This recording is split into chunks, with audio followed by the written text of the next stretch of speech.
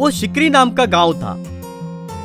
उस गांव में फसल अच्छे उगने के बावजूद चारों तरफ कीचड़ का पानी होने के कारण किसान सर पे बोरिया लेके शहर जाके सब्जी भेजा करते थे। उसी गांव में गोपाल राज नाम का व्यक्ति रबर तकिया तैयार करता था। उसने तैयार किए रबर तकिए को सर पे लेके पड़ोस के गांव के रेलवे स्टेशन में जाके, हाँ पिल्लोस भाई पिल्लोस, नरम नरम पिल्लोस चिल्लाते हुए रबर पिल्लोस बेचा करता था।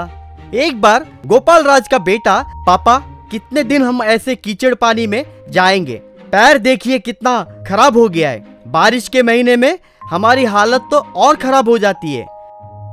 क्या करेंगे बेटा, कल हमारे गांव को कलेक्टर साहब आने वाले हैं, देखते हैं वो क्या कर सकते हैं क्या।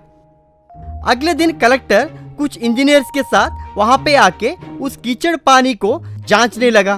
तब गांव वाले कलेक्टर से, कलेक्टर साहब हमारे लिए हमारा गांव आने के लिए बहुत धन्यवाद, यहाँ पे कोई पुल बांध के हमारे गांव के लिए उपकार कीजिए, कम से कम कोई नाव का बंदोबस्त तो कीजिए, हम उसका उपयोग करेंगे।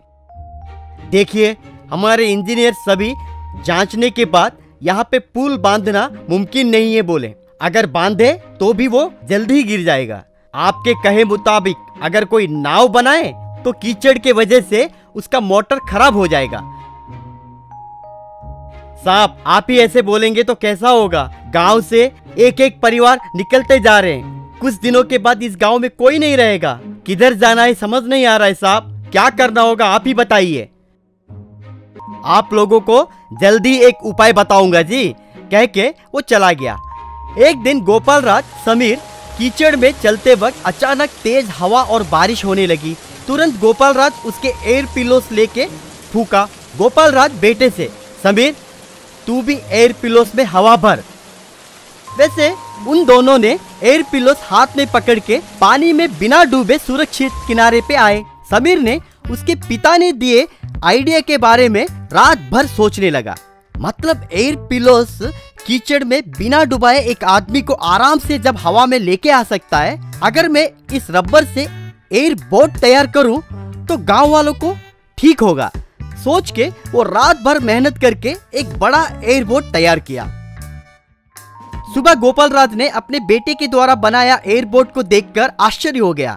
बेटा ये क्या, ये नाव है क्या? वैसा ही लग रहा है। आपके ही आइडिया है पिताजी, इसे एयरबोट बोलते हैं। इसके पीछे अगर हम बड़ा फैन अटैच किए, हम आज से एयरबोट से कीचड़ पानी से आराम से पार कर सकते हैं। तुम्हारा आइडिया बहुत अच्छा है, पर वो फैन कैसे तैयार करेंगे? उसके लिए मेरे पास एक उपाय है डैडी, कह के तुरंत कलेक्टर के पास जाके अपने एयरबोट के बारे में विवरण दिया। कलेक्टर तुरंत अपने इंजीनियर की मदद से एयरबोट के पीछे फैन अटैच कर दिया। तब वो एयरबोट उस कीचड़ पानी को बड़ी आसानी से पार कर दिया। कीचड़ पानी के ऊपर आसानी से उड़ने लगे। वो देखकर कलेक्टर साहब, well done my boy, well done, बहुत अच्छा आइडिया है, तुम्हारे गांव की समस्या बहुत आसानी से सॉल्व हो गई। वैसे सभी तालियां बजाने लगे।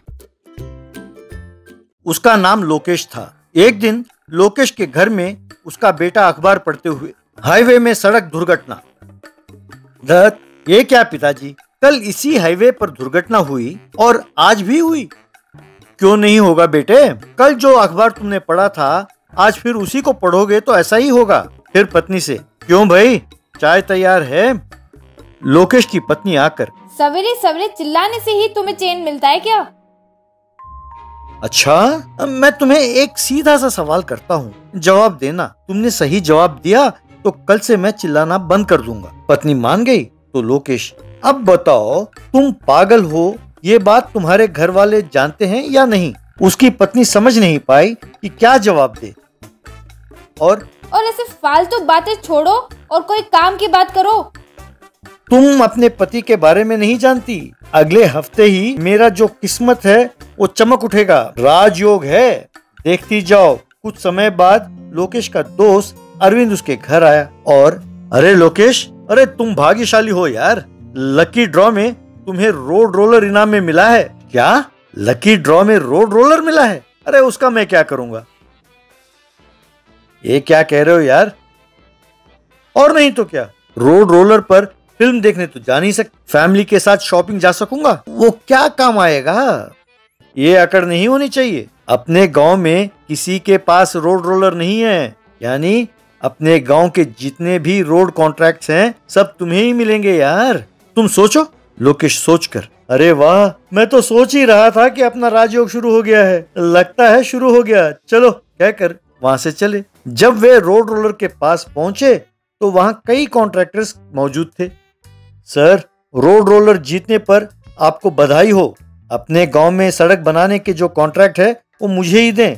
सर, सारा कॉन्ट्रैक्ट मुझे ही दें सर, 50-50 पार्टनरशिप। तब लोकेश घमंडी होकर, देखिए ये पार्टनरशिप वगैरह मुझे नहीं चाहिए, जो मुझे ज्यादा पैसे देगा मैं उसे ही कॉन्ट्रैक्ट दूंगा।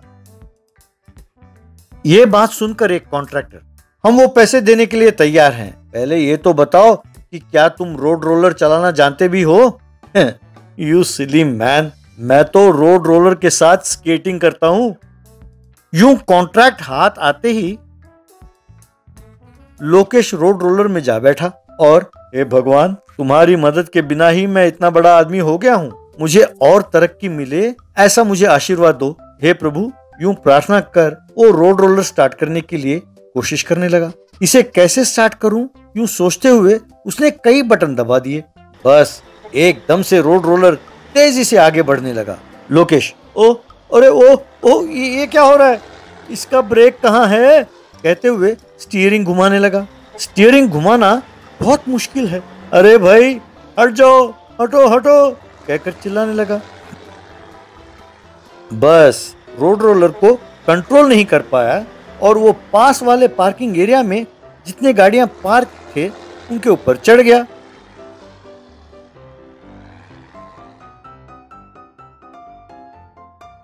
वहां पार्क किए कार, बाइक सब पिचक गए।